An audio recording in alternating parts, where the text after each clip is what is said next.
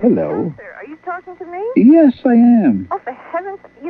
I just didn't think that I was going to be in this state of shock. Oh, you're so wonderful. Thank you. You are just marvelous. I'm always quoting you. Well, thank you for You that. at work. I quote By the way, look at this month's Red Book. You'll find the first section that you can quote me for my book will be coming out next month. Oh, wonderful. It's in Red Book magazine. Red Book magazine. Well, I don't ordinarily, but I will read it. Okay. I just wanted to take issue with one thing that you had said earlier to a previous caller when she said she was thinking of buying a brownstone in the, it would be in the Harlem area. Yes, I do. The reason, I know you're the expert, I am definitely not. But the point is, the reason people to buy in that area? The accessibility to all of the means of transportation. You have the 8th Avenue bus and the subway. Oh, sure. And the Lenox Avenue bus and the subway. And that's why people are going to buy. Now, I know she probably is a white person who calls. I am black. I don't live in that area. I'm familiar with that area. Yeah. But you see, the problem is, and I'm going to talk a little bit. See, one of the things in this program, we don't use code words. See, I'm used to a so-called, let's say, people, liberals, who talk in what we call code words. Here, I talk from my heart. I don't kid around. I know you do. Okay. See, I've had quite a bit of experience what I call managing properties in rough areas. Understand? It is not for a person like you. It's not for a person like me. Yeah. It's for people, by the way, who I say have no heart, are rough, have no sensitivity. Have no stomach for That's right. Have no sensitivity to problems. Yeah. People that can lie. People that can take your money and promise you everything and do nothing. Yeah. And you see, for example, collecting the rent in some of these areas are rough. Staying up. Wasn't she going to live there herself? No, she wants to use it as an investment. Oh. And of course, you see, it's possible to make money in areas like that, but you've got to have a stomach. I will say a cast iron stomach that you and I do not have, darling. Let me tell you, I have a house here and I live here, and I'm telling you, it's a house is supposed to be some sort of an income or something. Yeah. I think the people that rent from me are in a better condition than I am. You see, also, I was going to tell that woman, is usually properties like that have no bottom line. That's what I meant to tell her. In other words, the expenses of running them are much greater than the income you collect. That's right. That's right. See, she isn't aware of that. But when you can collect it.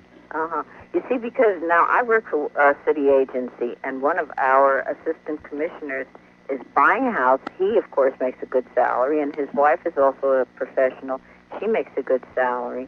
And between the two of them, they're renovating one of these with the idea of living. As a matter of fact, their picture was in the Times. Oh, you see, that I agree. In other words, if you want to be what I call a pioneer, where you're buying it for your own use to live in, and you have the resources, then I would say, yes, pioneers, of course.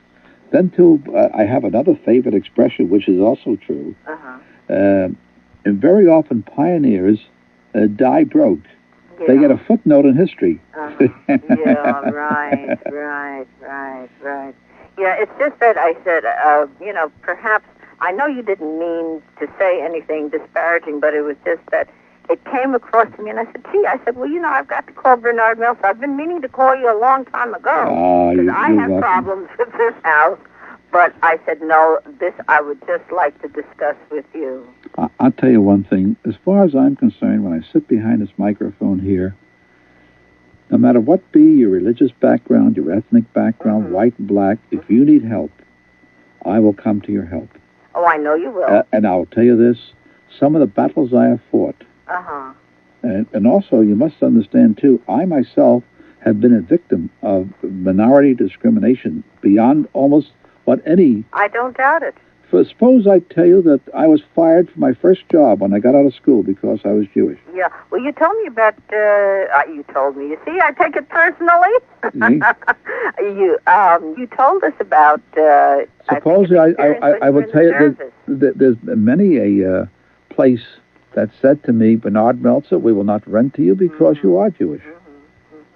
As I've gotten around the country, suppose I tell you there have been clubs that said to me, Bernard Meltzer, you're not welcome because you are Jewish. Yes. Oh, listen, I know See, about you talk that. about discrimination. Boy, I can tell you a verse and chapter, but I'll tell you on the other hand, my attitude has been, the world is full of very nice people.